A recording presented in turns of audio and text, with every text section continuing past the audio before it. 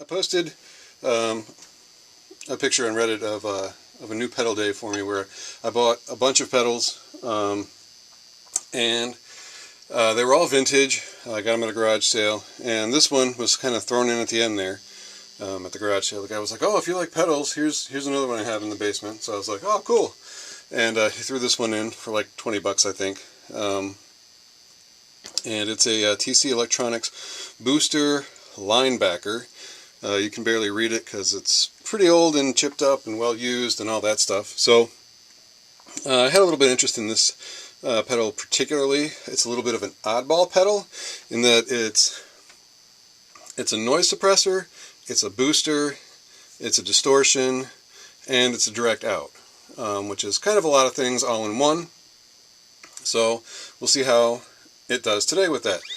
And basically, to go over my clean signal, it's a Strat going into a 90s Pig Nose Hog 20 that I'm the original owner of, and it's been pretty well used and abused. It's probably seen some things.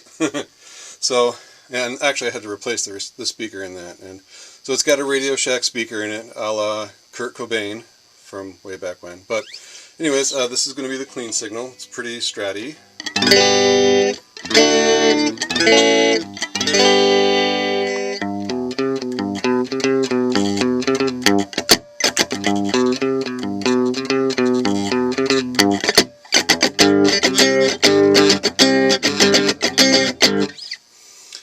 Pretty standard. The switch on this is actually, I don't know if it's from use or if it's just naturally kind of soft, but it's not hard to activate. Right now I have all of the controls at 12 because I find that tends to be a good spot on a distortion to start out. If you dime everything out initially, you can get pretty loud pretty quick, so sometimes you have to ride the volume on your amp. We're not being too loud here today on this practice amp, so we're starting everything at 12, and you can hear that it breaks up pretty nice.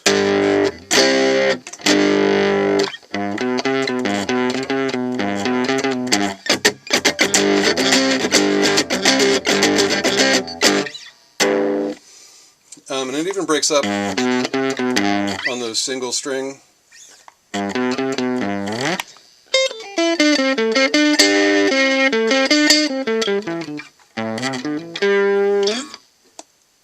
So it does get to breaking up a bit there at 12 o'clock, which you would expect it to. If we back that down a little bit more, it gets quieter. So let's ride the volume on the pedal a little bit.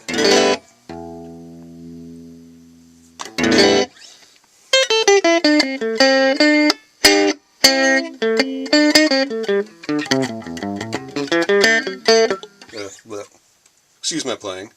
But yeah, we're still breaking up. Not as much.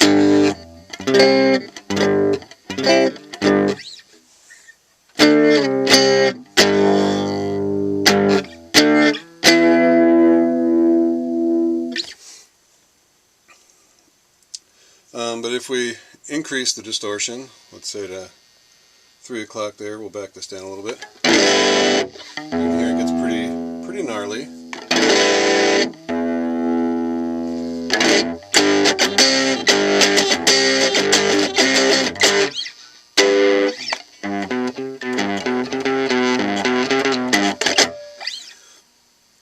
And if we take this all the way to 10,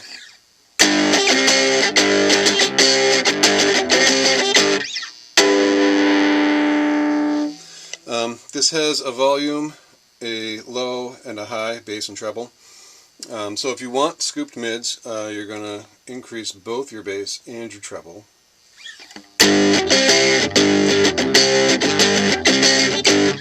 And you can hear that has quite an impact pretty quickly. So if we go all the way,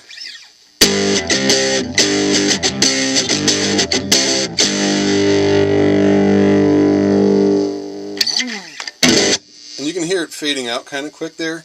That's because this also has a noise suppressor on this bottom one. Now that sounds a little more stratty. If I select just a single coil, you can hear that noise is pretty loud. and you can dial it in to where it just cuts that out.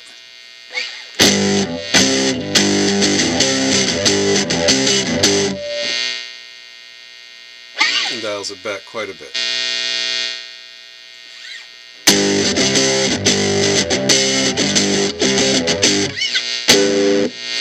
So that kind of takes care of one of the problems that these types of pedals tend to have, and that's that they are really noisy. So this has a built-in noise gate that can help you with that noise and almost eliminate it completely. Except when you're playing, and then you can hear sort of the tail of it kind of going out. This pedal in particular has a little bit of a problem where sometimes the noise suppressor starts going a little haywire, and you have to give it a hard knock on the back and it stops misbehaving. So I'm hoping to open that up and check it out at some point. There may be a cold solder joint in there, there may be a piece of metal shorting something out, but that would be useful to take a look at. Sadly, all of the case screws on it are completely rounded, so I'm going to have to get an easy out and open it up and replace those screws. For interest's sake, it does use a DoD style power cord. It does not use the Boss style power cord, but it does work with my multi-power bank. So that's pretty cool.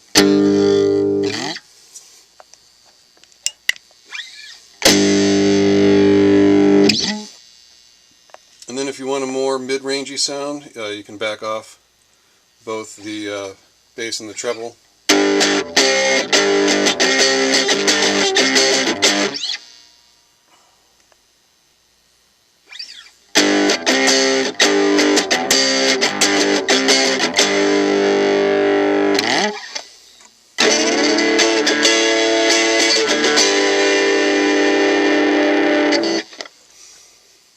So it's a pretty fun pedal. And that's what it sounds like in distortion mode. There's a second mode. The second mode is boost, and you can put it into boost with that little switch right there. One of the reasons why I chose this pig nose is because it has built-in distortion. So we can turn that all the way up. We'll turn this down a little bit because that gets a little crazy. There we go.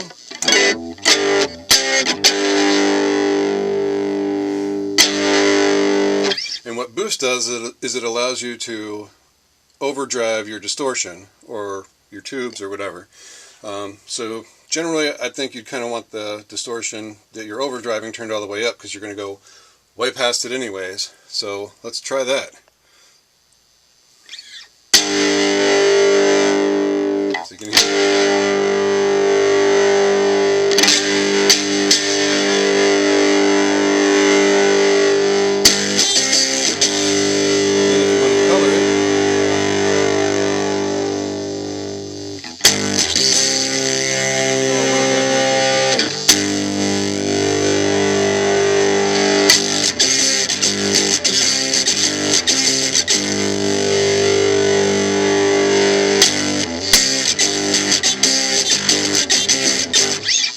Yeah, it sounds like it's having all kinds of problems taking that amount of boost. The other thing you could do is turn down your distortion.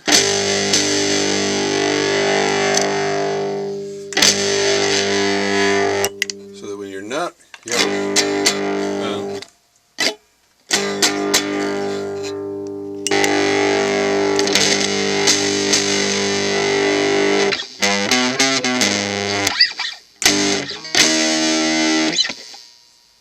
but this does do a lot of boost. And it's a pretty clean boost if we turn the distortion off. The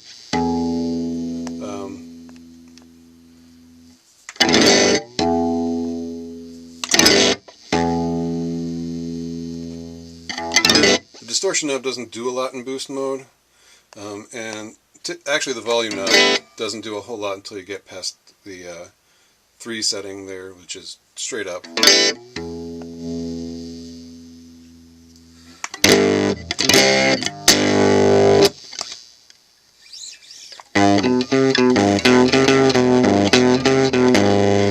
And there we're just just overdriving the preamp of the pig nose.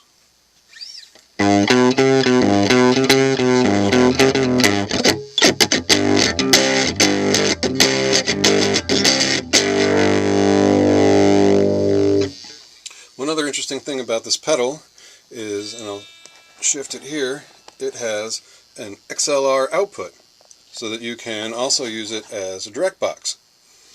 So it will bring it up to line voltage. I haven't really tested that part of it yet, but it's an added feature that you can also go direct with this pedal.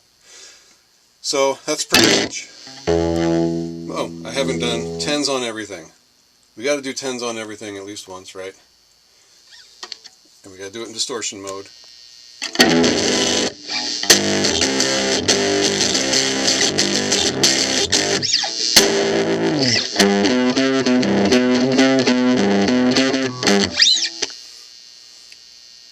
So that's the TC Electronics booster / LineDriver, and it's quite the distortion box.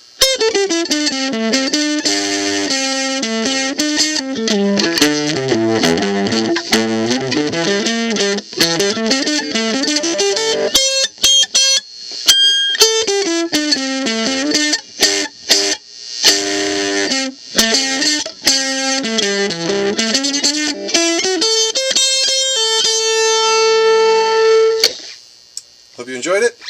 Like and subscribe if you want to see more vintage stomp boxes, hear more of their tones, go over some of their settings and features, and see how they work with synths and guitar and all kinds of fun stuff. So like and subscribe, and have a great day.